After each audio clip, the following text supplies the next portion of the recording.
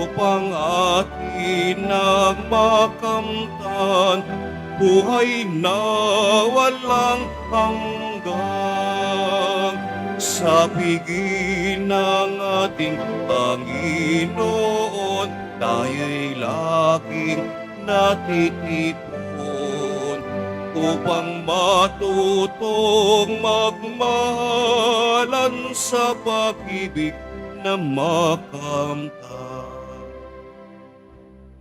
Sa ngalan ng Ama at ng Anak at ng Espiritu Santo. Amen. Ang pagpapala ng ating Panginoong Hesukristo, ang pag-ibig ng Diyos Ama, at ang pakikipagkaisa ng Espiritu Santo naway sumainyong lahat. At sumaiyo rin. Mga kapatid, tinipon tayo bilang kaanib ng angka ng Diyos. Kaya dumulog tayo sa mawaing Panginoon na nagpapatawad ng lubos. Sinugong tagapagpagaling sa mga nagsisisi, Panginoon, kaawaan mo kami. Panginoon, kaawaan mo kami. Dumating na tagapag-aniyayang mga makasalanan ay magsisi, Kristo, kaawaan mo kami. Kristo, kaawaan mo kami. Nakaluklok ka sa kanan ng Diyos Ama para ipamagitan kami. Panginoon, kaawaan mo kami. Panginoon, kaawaan mo kami. Kaawaan tayo ng makapangyarihang Diyos, patawarin tayo sa ating mga kasalanan at patnubayan tayo sa buhay na walang hanggan. Amen. Manalangin tayo. Ama naming makapangyarihan, ikaw ang lumikha at tagapamahala ng tanang umiiral. Tunghayan mo kami upang ang iyong awa ay aming maranasan at ipagkaloob mong ikaw ay aming wagas na mapaglingkuran sa pamamagitan ni Jesucristo kasama ng Espiritu Santo magpasawalang hanggan. Amen. Magsiupo muna ang lahat. Pagbasa mula sa unang sulat ni Apostol San Pablo sa mga taga-Korinto. At ngayoy ipinapaalala ko sa inyo, mga kapatid, ang mabuting balita na ipinangaral ko sa inyo. Iyan ang ebanghelyo na inyong tinanggap at naging saligan ng inyong pananampalataya. Sa pamamagitan nito'y naliligtas kayo, kung matatag kayong nananangan sa salitang ipinangaral ko sa inyo. Liban na nga lamang kung kayo'y sumasampalataya na di iniisip ang inyong sinasampalatayanan. Sapagkat ibinigay ko sa inyo itong pinakamahalagang aral na tinanggap ko rin. Si Kristo'y namatay dahil sa ating mga kasalanan, bilang katuparan ng nasa saad sa kasulatan. Inilibing siya at muling nabuhay sa ikatlong araw, ayon din sa kasulatan. At siya'y napakita kay Pedro, saka sa 12. Pagkatapos napakita siya sa mahigit na 500 kapatid na nagkakatipon. Marami sa kanila ay buhay pa hanggang ngayon, bagamat patay na ang ilan. At napakita rin siya kay Santiago, saka sa mga apostol na sama-sama noon. Sa kahuli-huli ay napakita rin siya sa akin, bagamat ako'y tulad ng batang ipinanganak ng di kapanahunan, sapagkat ako ang pinakahamak sa mga apostol. Ako'y di karapat-dapat tawaging apostol, sapagkat inuusig ko ang simbahan ng Diyos. Ngunit dahil sa kagandahang loob niya, ako'y naging apostol at hindi naman nawala ng kabuluhan ang kaloob niyang ito sa akin. Nagpagal ako ng higit kaysa kanino man sa kanila, bagamat ito'y sa sarili kong kakayanan, kundi sa tulong ng Diyos sa akin. Kaya't maging ako o sila, ito ang ipinapangaral namin, at ito ang pinananaligan ninyo. Ang salita ng Diyos. Salamat sa Diyos. Butihing po'y purihin, pag-ibig niya'y walang maliw. Butihing pooy purihin, pag-ibig niya'y walang maliw. O pasalamatan ang Diyos na Panginoon, pagkat siya'y mabuti. Ang kanyang pag-ibig ay napakatatag at mananatili. Ang taga-Israel, bayaang sabihin kanilang ihayag, ang pag-ibig ng Diyos ay hindi kukupas. Butihing pooy purihin, pag-ibig niya'y walang maliw. Ang lakas ng puon ang siyang nagdulot ng ating tagumpay sa pakikibaka sa ating kaaway. Aking sinasabing, di ako papanaw. Mabubuhay ako upang isalaysay ang gawa ng Diyos na Panginoon ko. Butihing pooy purihin, pag-ibig niya'y walang maliw. Ikaw ay aking Diyos, kaya naman ako'y nagpapasalamat. Ang pagkadakila mo ay ihahayag. Butihing pooy purihin, pag-ibig niya'y walang maliw. Magsitayo na po ang lahat.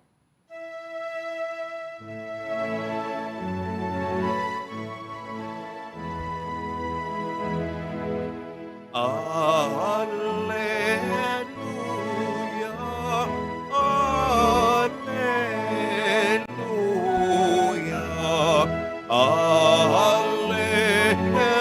Alleluia, Alleluia.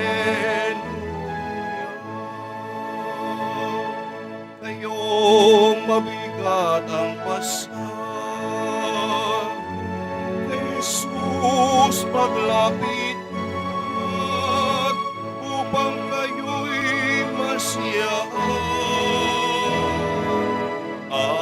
Alleluia, Alleluia, Alleluia, Alleluia. Sumainyo ang Panginoon. At sumaiyo rin. Ang mabuting balita ng Panginoon ayon kay San Lucas. Papuri sa iyo, Panginoon. Noong panahong iyon, inanyayahan ni Jesus o si Jesus ng isa sa mga Pariseyo upang makasalo niya. Pumaroon siya sa bahay nito at dumulog sa hapag. Sa bayan namang yaon ay may isang babae na kilalang makasalanan. Nabalitaan niyang kumakain si Jesus sa bahay ng Pariseyo, kaya't nagdala siya ng pabangong nasa sisidlang alabastro.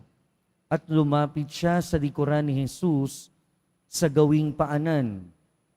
Siya'y nanangis at nabasa ng kanyang luha ang mga paa ni Jesus. Pinunasan niya ang mga ito ng kanyang buhok, hinagkan at pinahiran ng pabango. Nang makita ito ng Pariseyong naganiyaya kay Jesus, nasabi nito sa sarili, kung talagang propeta ang taong ito, alam niya kung sino at kung anong uri ng babae ang humihipo sa kanya, isang makasalanan. Bilang tugon sa iniisip ni Simon, sinabi ni Jesus, Simon, may sasabihin ako sa iyo. Sumagot siya, ano po yon, Guro? Sinabi ni Jesus, may 2 taong nanghiram sa isang nagpautang. Ang isa'y 500 denaryo at ang isa'y 50. Nang hindi makabayad, pareho silang pinatawad. Ngayon, sino sa kanila ang lalong nagmamahal sa nagpautang? Sumagot si Simon, Sa palagay ko po'y ang pinatawad ng malaking halaga. Tama ang sagot mo, ang tugon ni Jesus. Nilingon niya ang babae at sinabi kay Simon, nakikita mo ba ang babaeng ito? Pumasok ako sa iyong bahay at hindi mo man lamang ako binigyan ng tubig para sa aking mga paa. Ngunit binasa niya ng kanyang luha ang aking mga paa at pinunasan ng kanyang buhok. Hindi mo ako hinagkan, ngunit siya mula nang pumasok ay hindi tumigil sa paghalik sa aking mga paa.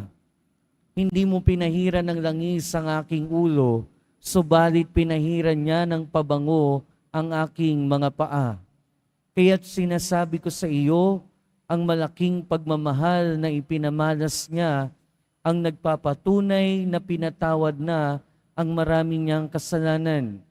Ngunit ang pinatawad ng kaunti ay kaunti lang ang pagmamahal na ipinamamalas. Saka sinabi sa babae, ipinatawad na ang iyong mga kasalanan. At ang kanyang mga kasalo sa pagkain ay nagsimulang magtanong sa sarili, sino ba itong pati pagpapatawad ng kasalanan ay pinangangahasan? Ngunit sinabi ni Jesus sa babae, iniligtas ka ng iyong pananalig, yumaon ka na't ipanatag ang iyong kalooban. Mga kapatid, ang mabuting balita ng Panginoon. Pinupuri ka namin, Panginoong Hesukristo. Magsiupo muna ang lahat.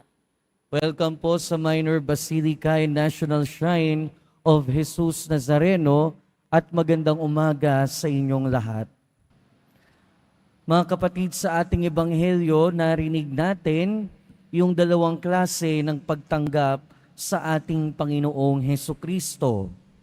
Si Simon, ang Pariseo na nag-imbita, ay tinanggap ang ating Panginoong Hesukristo sa kanyang bahay pero hindi sa kanyang buhay.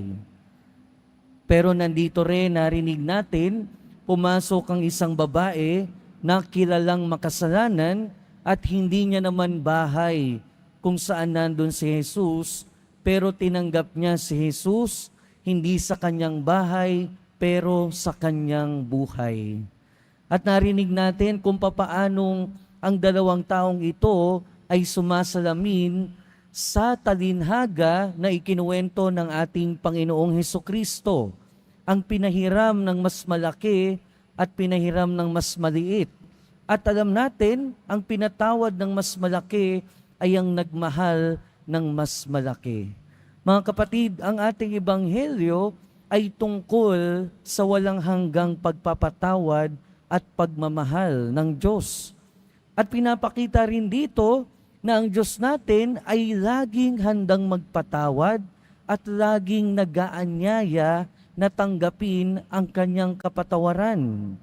Pero mangyayari lamang ito kung alam natin na tayo ay talagang makasalanan. Kung alam natin na kailangan talaga natin ng pagpapatawad. Kaya nga sa ating ebanghelyo at sa lahat ng mga pagbasa, narinig natin kung papaanong itong Pariseo at itong babae ay meron talagang pagkakaiba. Narinig natin, kasi sa kaugalian ng mga Hudyo, pag merong guro, pag merong rabay, at ang ating Panginoong Hesukristo ay tinuturing na rabay o guro, kapag ka ganun ang bisita sa tahanan, ang usual na ginagawa, pagpasok, huhugasan ng paa. And then, pupunasan ito. And then, magsisindi ng insenso. And then, lalagyan ng langis sa ulo. Yun ang ginagawa ng mga Hudyo. Pero, hindi ito ginawa nitong Pariseo sa ating Panginoong Hesukristo.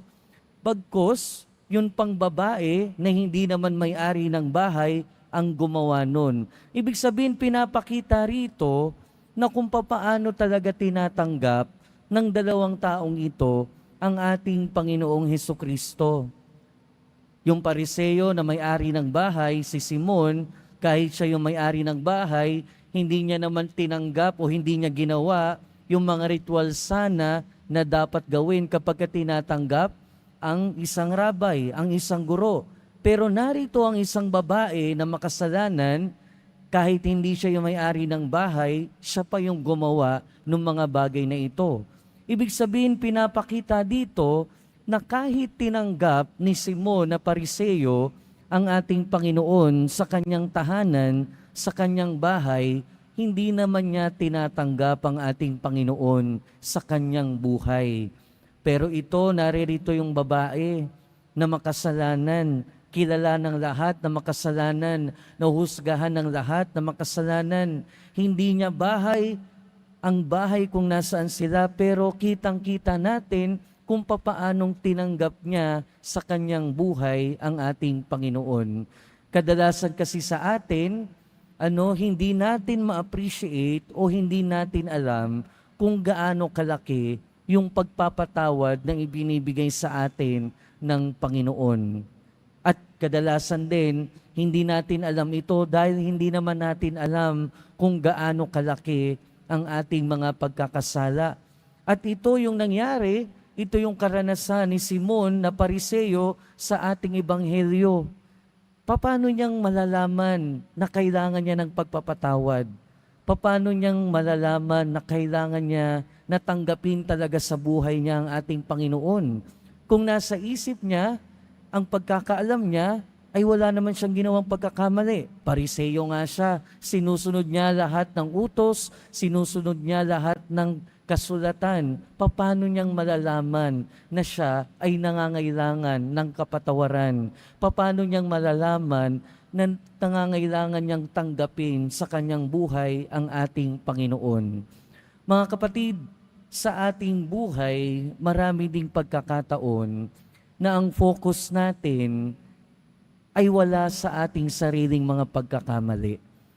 Marami ding pagkakataon na na-overlook natin, hindi natin nakikita kung ano yung mga pangangailangan natin sa buhay. Na kailangan din nating humingi ng tawad. Na kailangan din na alam na tayo din ay makasalanan. Madalas, mas nakikita natin yung sarili natin sa larawan nung Pariseo na ito, kaya hindi natin matanggap ng lubusan sa ating buhay ang ating Panginoon. Pero ang paalala sa atin ngayong araw ng ating pagbasa, tanggapin natin hindi lang sa bahay ang ating Panginoon, pero mas lalo tanggapin natin sa ating buhay ang ating Panginoon. Pero tuluyan lang nating matatanggap sa ating buhay ang ating Panginoong Hesukristo kung katulad ng babae, alam natin ang ating kasalanan. Kung katulad ng babae, alam natin na malaki ang pangangailangan natin sa kapatawaran ng Panginoon. At lagi nating tatandaan, katulad ng karanasan ng babae, laging nag-aanyaya ang ating Panginoon na tayo'y bumalik sa Kanya. Laging bukas ang puso ng ating Panginoon para sa ating paghingi ng tawad, para sa ating paglapit sa Kanya. Amen. Magsitayo na po ang lahat.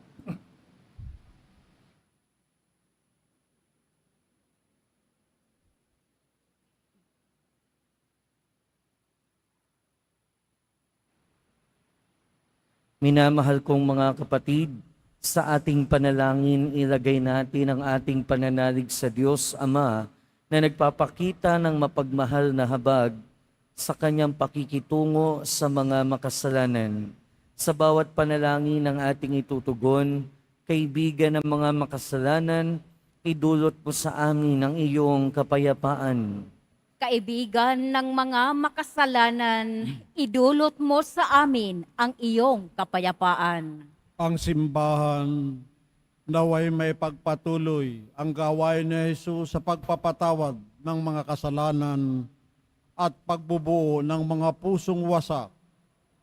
Manalangin tayo. Kaibigan ng mga makasalanan, idulot mo sa amin ang iyong kapayapaan.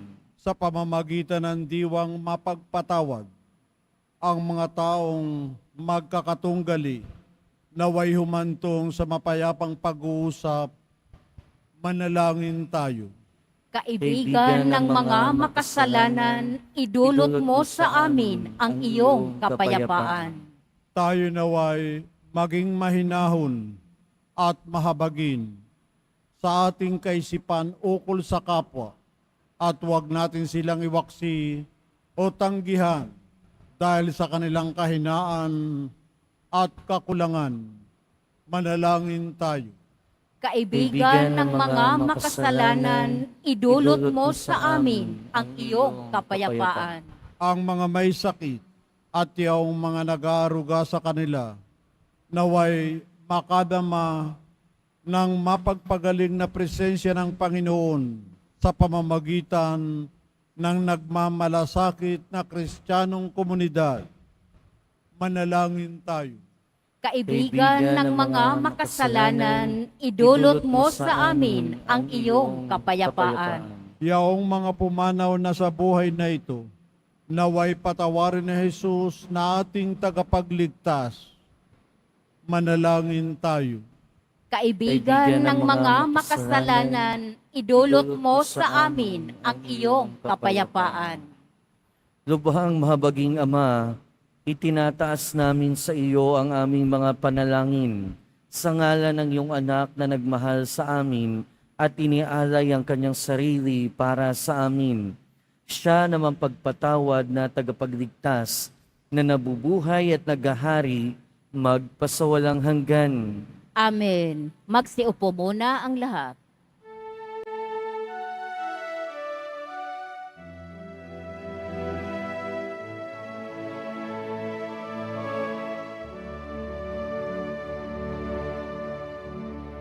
Salamat sa iyo,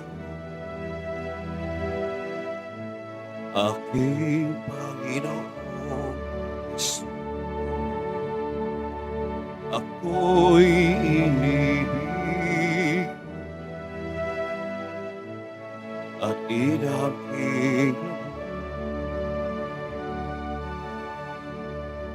ang tanging alay ko sa'yo, aking Ama, ay buong buhay ko, puso at kaluluwa.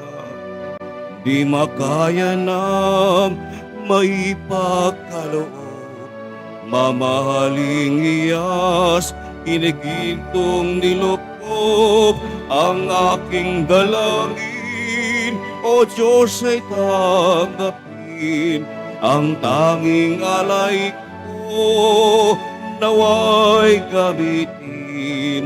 Ito lamang, Ama, wala nang iba pa akong hiniling.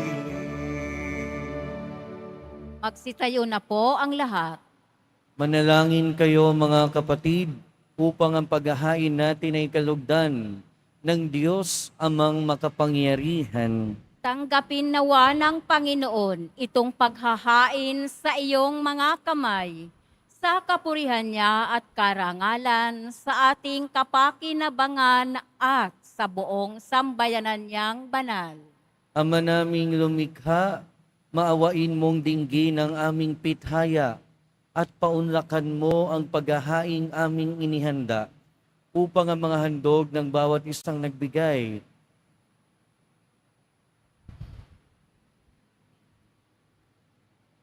para sambahin ang banal mong ngalan ay magkamit ng karagdagan mong kasiyahan sa pamamagitan ni Jesucristo kasama ng Espiritu Santo magpasawalang hanggan. Amen. Sumainyo ang Panginoon. At sumaiyo rin. Itaas sa Diyos ang inyong puso at diwa. Itinaas na namin sa Panginoon. Pasalamatan natin ang Panginoong ating Diyos. Marapat na siya ay pasalamatan. Ama naming makapangyarihan, tunay ngang marapat na ikaw ay aming pasalamatan. Sa iyong paglingap at kagandahang loob, ang tao'y nilikha mo't pinangasiwa sa sansinukob.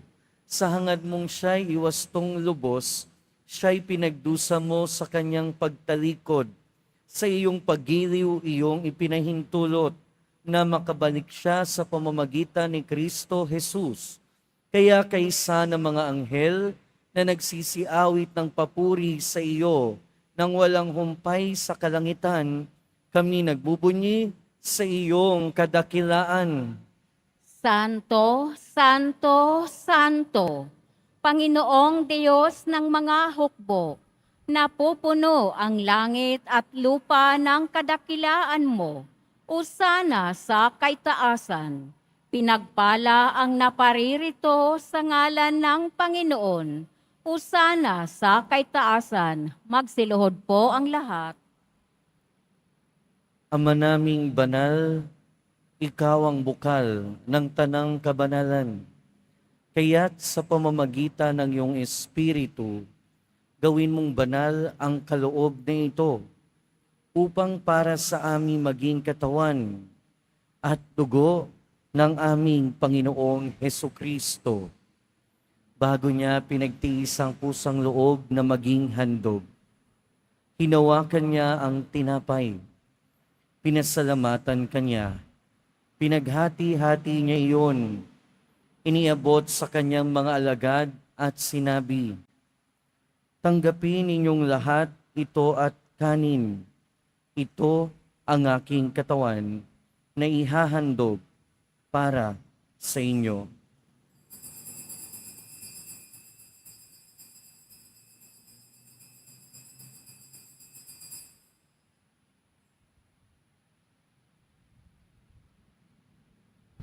Gayun din naman nung matapos ang hapunan, hinawakan niya ang kalis, muli kanyang pinasalamatan.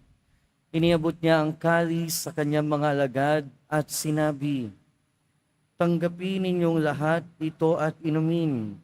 Ito ang kalis ng aking dugo, ng bago at walang hanggang tipan. Ang aking dugo na ibubuhos para sa inyo at para sa lahat. Sa ikapagpapatawad ng mga kasalanan, gawin ninyo ito sa pag-alala sa akin."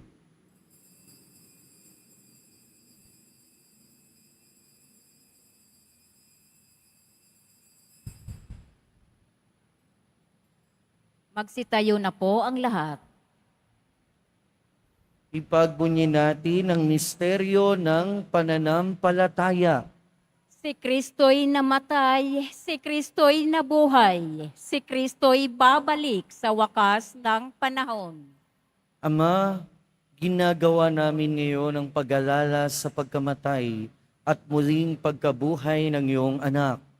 Kaya tiniaalay namin sa iyo ang tinapay na nagbibigay buhay at ang kalis na nagkakaloob ng kaligtasan. Kami nagpapasalamat dahil kami iyong minarapat na tumayo sa harap mo para maglingkod sa iyo. Isinasamo namin kaming magsasalo-salo sa katawan at dugo ni Kristo ay mabuklod sa pagkakaisa sa pamamagitan ng Espiritu Santo. Ama, lingapin mo ang iyong simbahang laganap sa buong daigdig.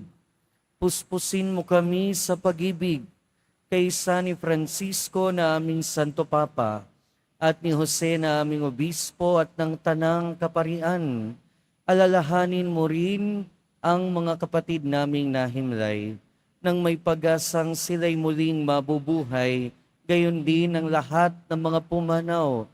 Kaawaan mo sila at patuloyin sa iyong kaliwanagan. Kaawaan mo at pagindapating kaming lahat na makasalo sa iyong buhay na walang wakas. Kaysa ng mahal na Birheng Maria na Ina ng Diyos, ng kabiyak ng puso niya si San Jose, kaysa ng mga apostol ni San Juan Bautista at ng lahat ng mga banal na namuhay dito sa daigdig ng kalugod-lugod sa iyo. May pagdiwang nawa namin ang pagpupuri sa ikararangal mo sa pamamagitan ng iyong anak na aming Panginoong Hesukristo.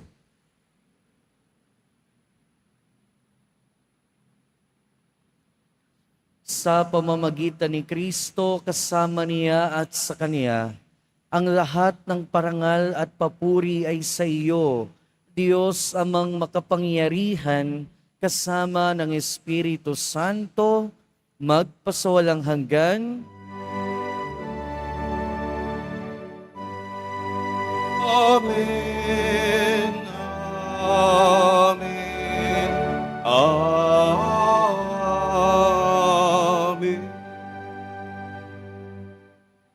Sa tagubili ng mga nakagagaling na utos at turo ni Jesus na Panginoon natin at Diyos, ipahayag natin ng lakas loob. Ama namin, Sumasalangit ka, sambahin ang ngalan mo. Mapasa amin ang kaharian mo, sundin ang loob mo dito sa lupa para nang sa langit.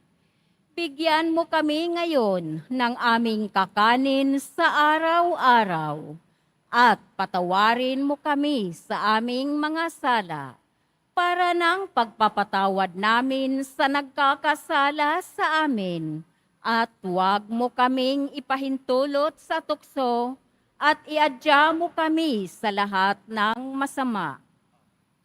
hinihiling namin kami adya sa lahat ng masama, pagkalooban ng kapayapaan araw-araw, iligtas sa kasalanan at ilayo sa lahat ng kapahamakan, samantalang aming pinananabikan ang dakilang araw ng pagpapahayag ng tagapagligtas namin si Heso Kristo. Sapagkat iyo ang kaharian at ang kapangyarihan at ang kapurihan magpakailanman. Amen. Panginoong Heso Kristo, sinabi mo sa iyong mga apostol, kapayapaan ang iniiwan ko sa inyo.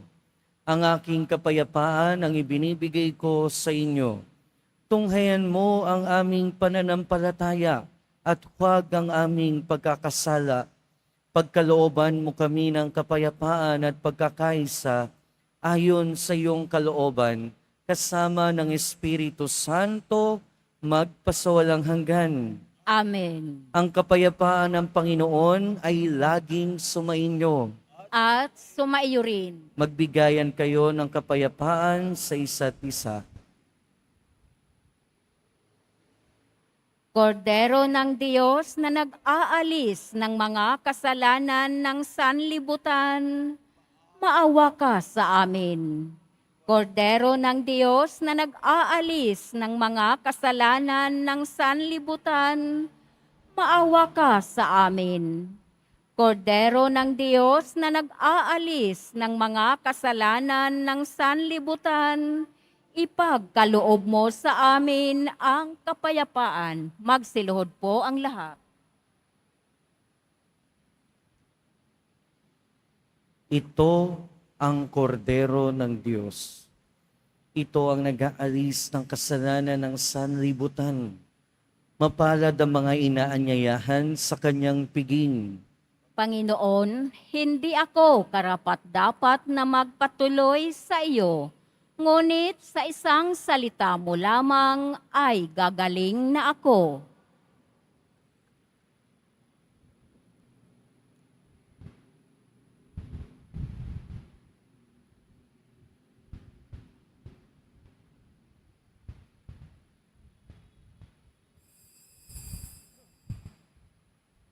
Para sa lahat ng tatanggap ng banal na komunyon, sasagot po tayo ng amen pagkasabi ng pari o ng leminister ng katawan ni Kristo. At isubo agad sa bibig bago umalis sa harapan ng pari o leminister.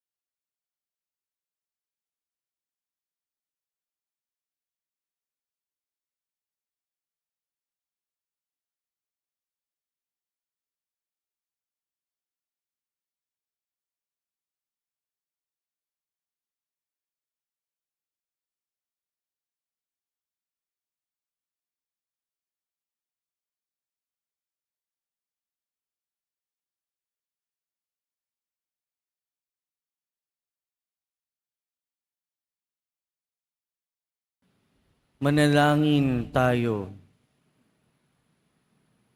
Ama naming mapagmahal, ang aming kalooban naway pagharian ng aming tinanggap na pakikinabang upang huwag ang diwa namin ang umiral, kundi ang bunga ng pagdiriwang ang laging mamayani sa amin sa pamamagitan ni Jesucristo kasama ng Espiritu Santo magpasawalang hanggan. Amen. Sumainyo ang Panginoon. At sumaiyo rin. Mahal na poong Jesus Nazareno, inihayag mo sa pamamagitan ng krus ang walang maliw na pag-ibig ng Diyos sa sangkatauhan. Pakinggan mo ang kahilingan ng iyong angkan na nagsusumamo sa iyo. Makamtanawa nila ang iyong katugunan at tanggapin ang kasagutan na may utang na loob na tinatanaw. Basbasan din po ninyo ang mga dala-dala nilang imahen at dasalan. Sa pamamagitan ng bendisyon na ito, naway maalala nila ang mga pangako nila noon sa binyag, na ikaw ang kanilang iibigin at paglilingkuran bilang Panginoon magpasawalang hanggan. Amen. At pagpalain kayo ng makapangyarihan at mahabaging Diyos, Ama, Anak, at Espiritu Santo. Amen. Humayo kayong taglayang kapayapaan ng poong Jesus Nazareno. Salamat sa Diyos.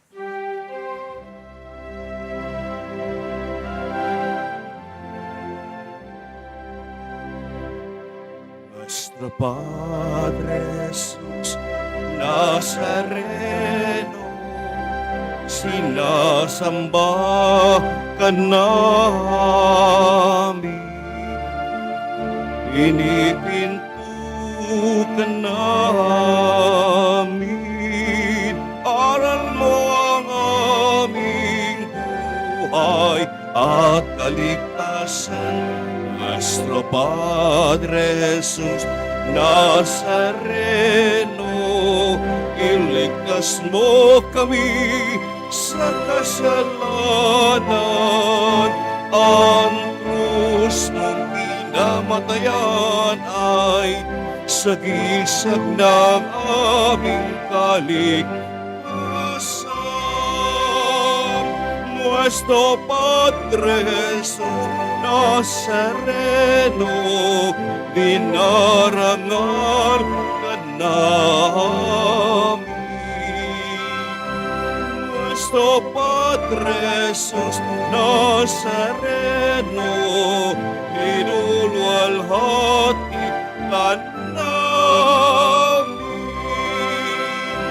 Nuestro Padre Jesús Nazareno, dinarangal ka namin. Nuestro Padre Jesús Nazareno, inulwalhati ka namin.